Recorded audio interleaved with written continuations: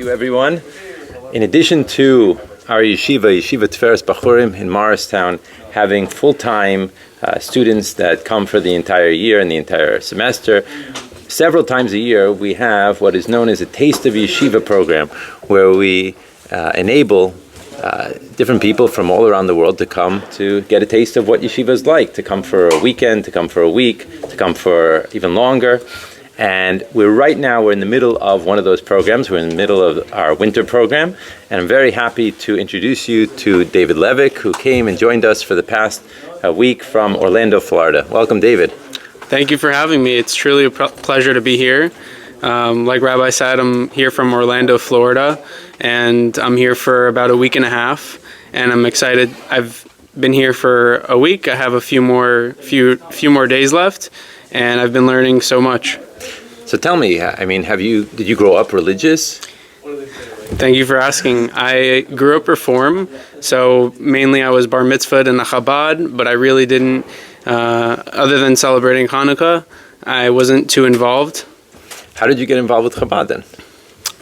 Well, when I went to UCF in Orlando, Florida, that's my university, I had the pleasure of going to the university Chabad, and that was the Rabbi Lipsker's organization, and I started going there more often.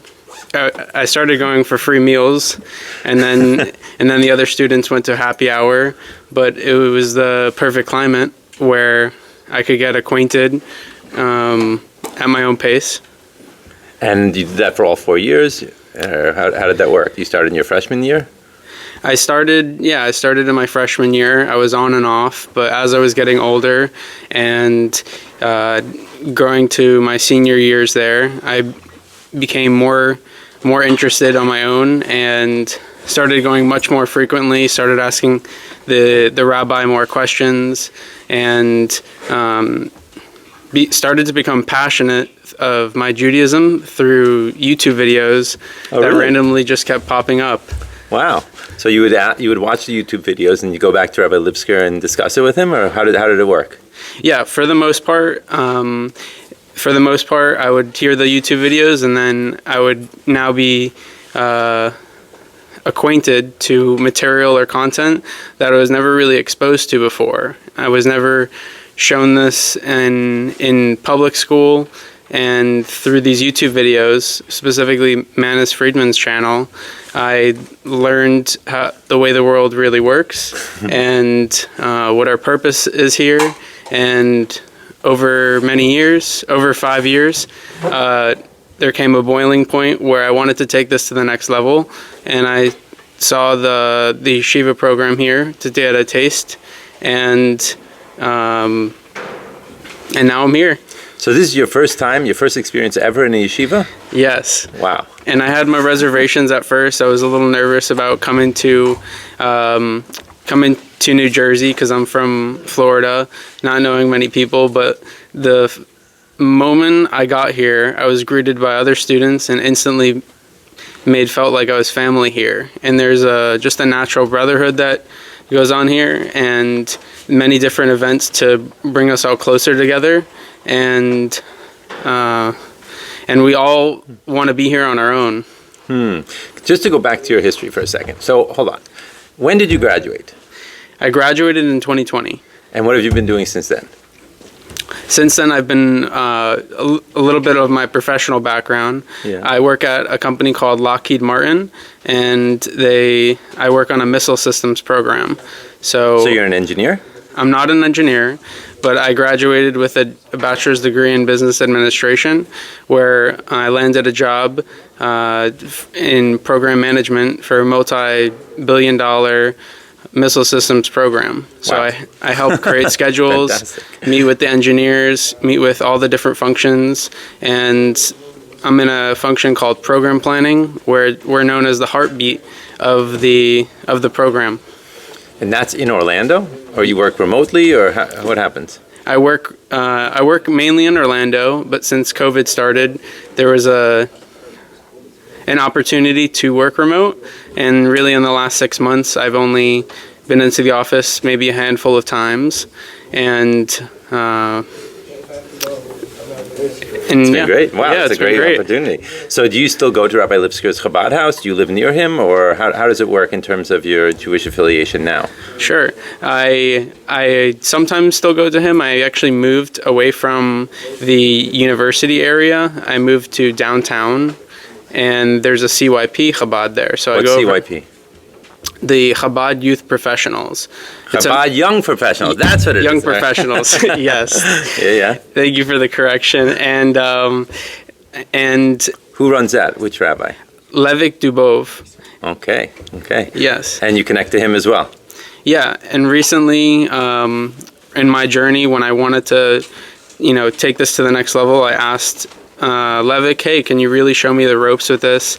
Tell me what I need, how I can become more involved, and what kinds of things can I do to come closer to my Judaism?"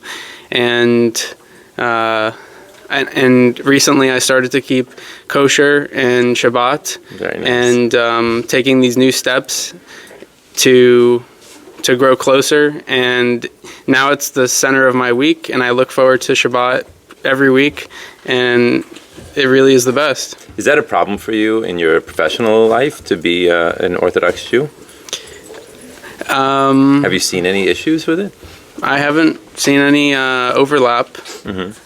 I don't think that there's necessarily a need, especially with the remote work. That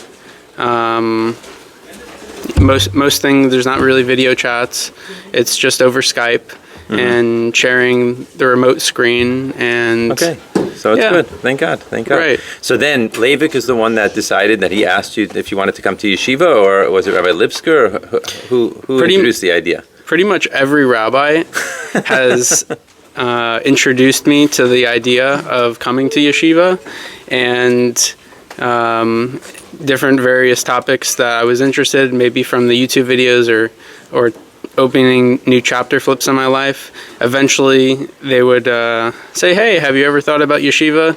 And I would usually say, "No, I haven't really thought about it, and I don't know if it's the right time for me. I'm working. I don't know if I can get time off." I had all these excuses. And it wasn't until this year that they asked me at the right time, the stars aligned, and I had a week off from work because they have a plant shut down. I didn't need to take off too much time, so I took a couple extra days off from the front end, the back end, to maximize my stay here.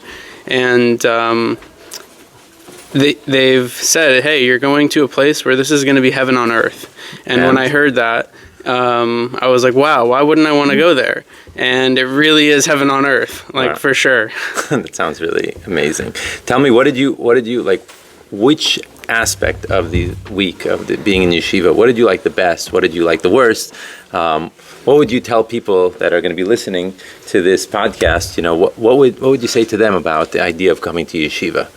So what I learned in yeshiva is that you're going to come here and you're going to get the framework and a structure to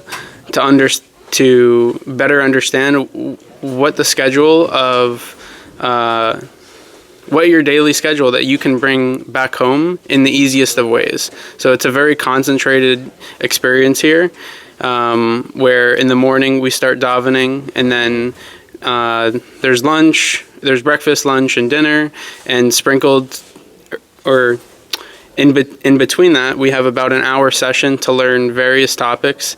And one of the coolest parts about this program is that they're bringing in rabbis, like the top rabbis from all over the world.